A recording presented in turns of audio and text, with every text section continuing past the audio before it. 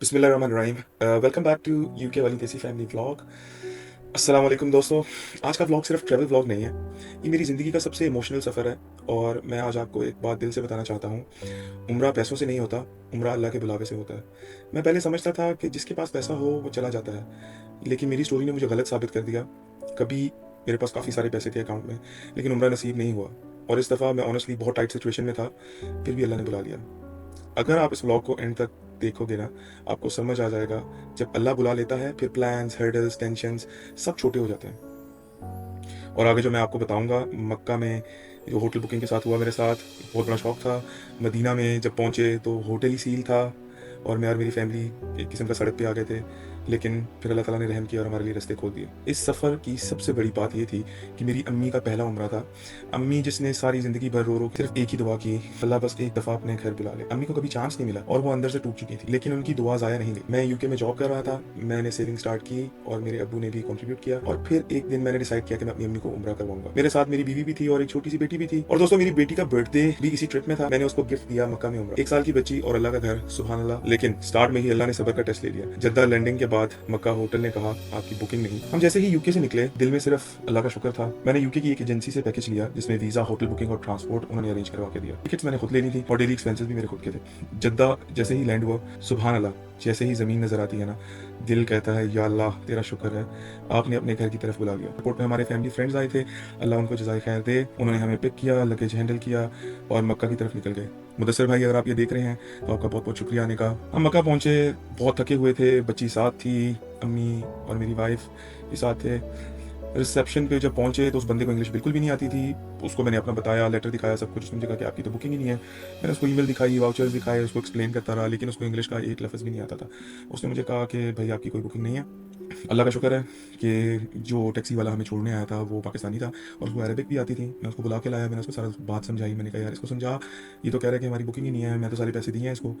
तो उसने खैर उसको अरबिक में समझाया। 2 घंटे हम लॉबी में खड़े रहे, फिर जाकर उसको हमारी बुकिंग मिली और उसने कहा कि हाँ आपकी बुकिंग है, और उसने हमें कमरे की चाबी दे दी। इस सब प्रोसेस में, क्योंकि रात 11 बजे हमारी फ्लाइट लैंड हुई थी और हम काफ़ी लेट हो चुके थे, फिर उसने लॉबी में हमें 2 घंटे खड़ा रखा और करते करते रात के 2 बज गए थे। अलियाना की तबीयत जो थी बहुत ख़राब हो रही थी, क्योंकि वो बहुत थक गई थी। 1 साल की बच्ची थी, अम्मी भी 65 प्लस है, वो भी थक गई थी। तो हमने ये डिसाइड किया कि सुबह उठ के इंशाल्लाह हम उम्रे पे जाएंगे। एहराम तो मैंने जहाज में ही बांध लिया था, तो एहराम मैंने नहीं खोला, हम वैसे ही वहाँ पे हमने रेस्ट किया। अगली सुबह जैसे ही हम रेडी होके हरम पार्क में पहुंचे, अम्मी के हाथ में मेरा हाथ था, मेरी वाइफ और मेरी बेटी मेरे साथ साथ थी। हरम की तरफ चलते चलते दिल की धड़कन तेज होती जा रही थी। और फिर वो मोमेंट आया जब काबा शरीफ नजर आया। जुबान बंद हो जाती है। अम्मी रो रही थी, वाइफ रो रही थी, और मैं बस काबा को देखी जा रहा था। ऐसे लग रहा था कि जैसे कोई ख्वाब है। अम्मी के जुबान पे बस एक ही लफ्ज़ था, शुक्र अल्हम्दुलिल्लाह, शुक्र अल्हम्दुलिल्लाह। और मुझे ऐसा लग रहा था कि जैसे अम्मी की लाइफ टाइम की दुआ अल्लाह ताला।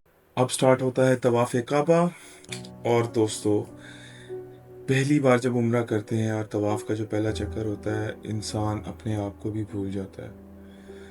हर चक्कर में अपने आप को बस यही कहता रहा मैं, या अल्लाह मैं कमज़ोर हूँ, मगर आपकी रहमत बहुत बड़ी है। अम्मी हर चक्कर में रोती रहीं, वो अपने लिए, अपनी औलाद के लिए, अपने वालिदैन के लिए दुआ करती रहीं। तवाफ़ में आपको समझ आता है आप कितने छोटे हो और अल्लाह कितना बड़ा है। बंदा अंदर से नरम हो जाता है। और फिर आती है सफ़ा मरवा, हज़रत हाजरा अलैहिस्सलाम का सब्र और जमजम का पैगाम।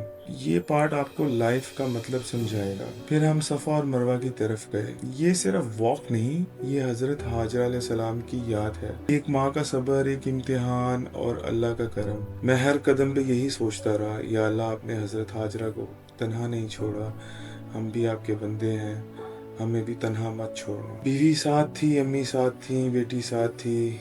सही कंप्लीट करते करते दिल और सॉफ्ट हो गया। अब आता है वो मोमेंट जहां उम्रा कंप्लीट होता है, बाल कटाने होते हैं, और मैंने अपनी वाइफ, बेटी और अम्मी के बाल खुद काटे।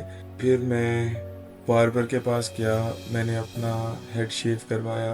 बाल उतरते हैं, ऐसा लगता है जैसे पुराना इंसान निकल रहा हो और नया इंसान बन रहा हो। अम्मी की आंखों में शुक्र और आंसू थे, और मेरी आंखों में दुआ थी कि या अल्लाह कबूल फरमा ले। और दोस्तों, इस उम्र के बीच में मेरी बेटी का बर्थडे भी था, और हमने उसका बर्थडे मक्का में सेलिब्रेट किया। आप सोचो ये कितनी बड़ी बात है। मेरी बेटी 1 साल कंप्लीट कर रही थी और उसका गिफ्ट कोई टॉय या कोई क्लोथ नहीं था, उसका गिफ्ट उम्रा था। उसने अल्लाह का घर देखा। मैंने दिल से एक ही दुआ की, या अल्लाह इस बच्ची को दीन पे कायम रख, इसको अपने घर का मेहमान बनाए रख और इसकी ज़िंदगी में बरकत दे। अब अगले दिन हम फिर हरम गए, लेकिन इस दफ़ा हमने नियत अपने लिए नहीं की, अपने प्यारों के लिए की। इस दफ़ा मैंने तवाफ़ अपने ससुर के लिए किया जो जिनकी रिसेंटली डेथ हुई है, और मेरी वाइफ ने अपनी मदर के लिए तवाफ़ किया। जब हम किसी मरहूम के लिए दुआ करते हैं ना, तो दिल खुद ही रो देता है। बंदा समझ जाता है आज हम हैं, कल हम नहीं हैं। फिर उसके बाद हम मदीना के लिए रवाना हो गए। मदीना का पार्ट यहाँ स्टोरी का सबसे स्केरी शौक आता है, क्योंकि होटल ने बोला कंस्ट्रक्शन, एजेंसी ने बोला कुछ नहीं, लेकिन असल में होटल सील्ड था। जब नेक्स्ट डे हमने ट्रैवल करना था, एक रात पहले मुझे ड्राइवर की कॉल आई और उसने मुझे रिक्वेस्ट की कि क्या मैं थोड़ी जल्दी आ सकता हूँ। तो मैंने उसको कहा कि यार मैं मदीना होटल कॉल करके पूछ लेता हूँ, अगर वो मुझे जल्दी चेक इन दे देंगे तो मुझे कोई प्रॉब्लम नहीं, तुम जल्दी आ जाना और हम जल्दी मदीना पहुँच जाएंगे। जैसे ही मैंने मदीना के होटल को कॉल किया तो उन्होंने मुझे कहा कि होटल में कंस्ट्रक्शन चल रही है और हम आपको रूम नहीं दे सकते। मैं बहुत घबरा गया। मैंने फ़ौरन एजेंसी को कॉल की। एजेंसी ने बिल्कुल कॉन्फिडेंटली कहा, सर ऐसी कोई बात नहीं है, हमें कोई ईमेल नहीं आई, कोई अप्रूवल नोटिफिकेशन नहीं आया, आप होटल चले जाएं, आपका रूम बुकड होगा। मैंने उनको बार बार कहा कि मेरे साथ छोटी बच्ची है 1 साल की, मेरे साथ मेरी वालदा बूढ़ी हैं, तो बैग भी बहुत ज़्यादा है, मक्का से मदीना 4 घंटे का 3-4 घंटे का सफ़र है, तो ये ना हो कि मैं उधर जाके ख्वार हो जाऊँ। उन्होंने कहा नहीं, आपकी बुकिंग है, आप चले जाएं। मैंने सोचा यार ये तो डेली की बुकिंग्स हैंडल करते हैं, ये शायद सही कह रहे होंगे, शायद होटल वाले इसी तरह कंफ्यूज करते हो। मैं फैमिली को लेके मदीना के लिए निकल गया। लेकिन जब हम मदीना पहुंचे तो मैंने अपनी आंखों से देखा, वो कंस्ट्रक्शन नहीं थी, वो सील्ड पेपर्स और सर्टिफिकेट थे। जो होटल इन्होंने हमारे लिए बुक किया था वो टूरिज्म वालों ने सील कर दिया था। और मेरे तो पाँव के नीचे से ज़मीन निकल गई। मैंने अम्मी की तरफ देखा, वाइफ की तरफ, बेटी की तरफ, और मेरे दिमाग में सिर्फ एक ही लाइन आ रही थी, या अल्लाह अब हम कहाँ जाएंगे। मैंने एजेंसी को कॉल किया कि कंस्ट्रक्शन नहीं, ये तो सील्ड है। फिर उन्होंने कहना स्टार्ट कर दिया, सर आप खुद कोई होटल बुक कर लो, बाद में हम रिफ़ंड कर देंगे, क्योंकि अगर हम अपने सिस्टम से कुछ होटल बुक करेंगे तो उसमें पेमेंट क्लियर होने में 4-5 घंटे लग जाएंगे। मैंने उनको बोला कि यार मैं तो, और उन्होंने मुझे एक बजट दे दिया, उन्होंने कहा इस बजट के अंदर आपने होटल बुक करना है। मैंने उनको बोला यार मैं तो टूरिस्ट हूँ और मुझे क्या पता है इस बजट में होटल मुझे कहाँ मिलेगा, मेरे पास टैक्सी है और टैक्सी में मैं किधर घूमता फिरता रहूँगा, मेरे पास सामान भी है, बच्चा भी है, बूढ़ी माँ भी है, मैं टैक्सी में किधर जलील होता करूँगा, आप मुझे काइंडली होटल बुक करके दें, आप ऑनलाइन अपने कार्ड से पे कर दें, किसी कार्ड से पे कर दें। तो ऐसा तो मैंने पहली दफ़ा सुना कि 4-5 घंटे लगेंगे आपकी पेमेंट क्लियर होने में। और उसके बाद एक और झटका लगा जब गाड़ी के ड्राइवर ने मुझे बोला कि सर मैंने एक और सवारी पिक करनी है और मुझे आप लोगों को यहीं पे छोड़ना होगा। तो मैं उसके मुंह की तरफ देख रहा था कि यार मैं, बीवी, बच्ची और माँ और इतना सारा सामान तो मुझे सड़क पे उतार के चला जाएगा, तो मैं कहाँ जाऊँगा। ये हारिस भाई कमरा है, ये कच्ची बादी सी है, ये देख लें। अब्बल तो यहाँ पे भी मिल नहीं रहा, और आपका ड्राइवर कह रहा है कि मैं 10 मिनट में सामान उतार के यहाँ से जा रहा हूँ। 10 मिनट में उसने जाना है। इस होटल में आपने कमरा मुझे करवाया अभी। ये जगह देख लें, 10 मिनट बाद अगर वो यहाँ पे, मैं अपनी छोटी सी बच्ची और अगर अपनी बूढ़ी अम्मी के साथ यहाँ पे उतर जाता हूँ तो उसका कौन जिम्मेदार है। और आपको नहीं यकीन, ये बच्ची देख लें, आपके सामने है, ये अम्मी देख लें बैठी हुई है।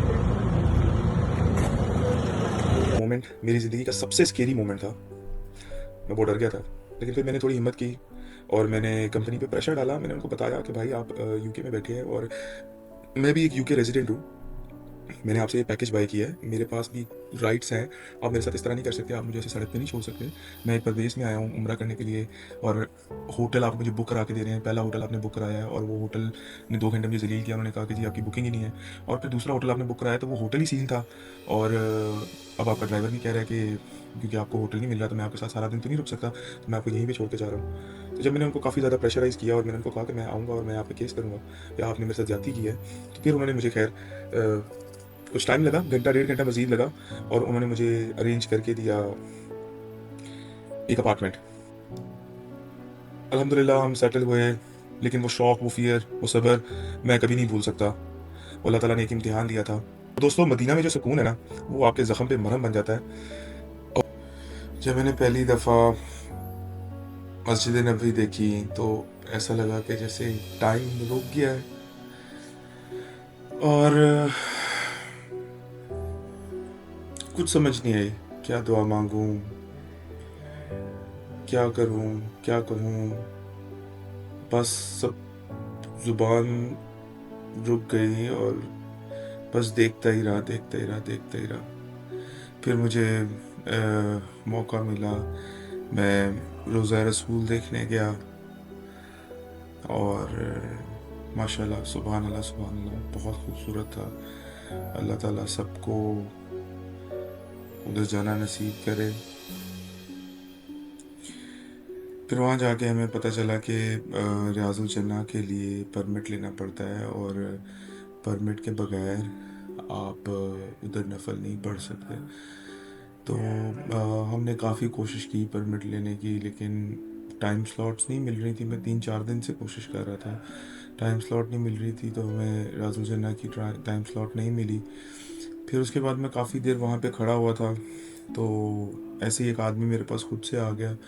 वो भी यूके से आया था, तो वो आकर मुझसे बातें शुरू कर दी उसने, और उसने मुझे कहा कि आप को कुछ कोई प्रॉब्लम है। तो मैंने कहा यार, मैं नफल पढ़ना चाहता हूँ, लेकिन मेरे पास परमिट नहीं है, मैं क्या करूँ।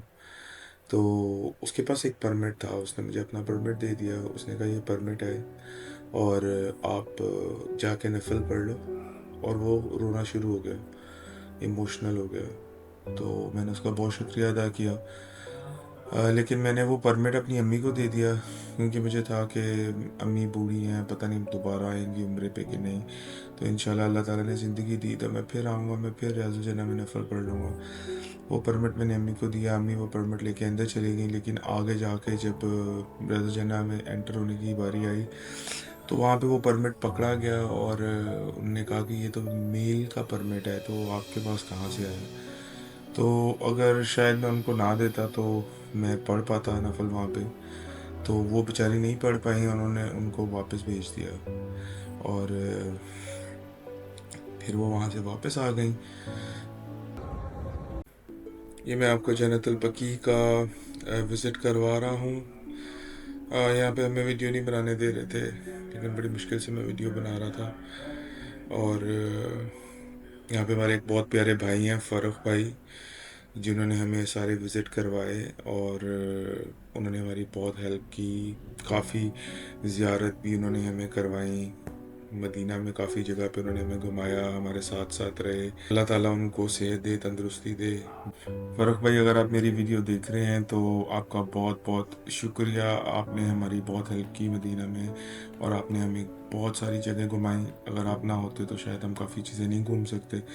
फिर स्पेशली आप हमें खजूरों के बाग में लेके गए और वहाँ से आपने हमें फ़्रेश खजूरें लेके दी।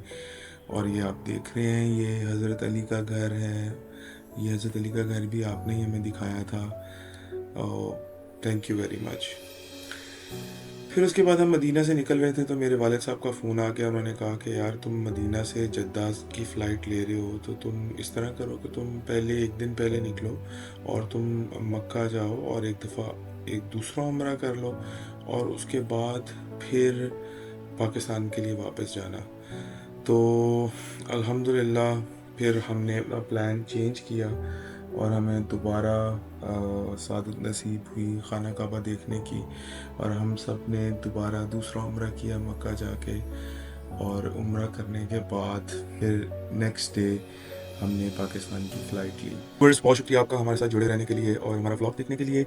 अल्लाह ताला आप सबको खुश रखे और यूके वाली देसी फैमिली को सपोर्ट करते रहें। लाइक करें, सब्सक्राइब करें, हमें आपकी सपोर्ट की ज़रूरत है। इंशाल्लाह हम आपके लिए अच्छा अच्छा कंटेंट बनाते रहेंगे।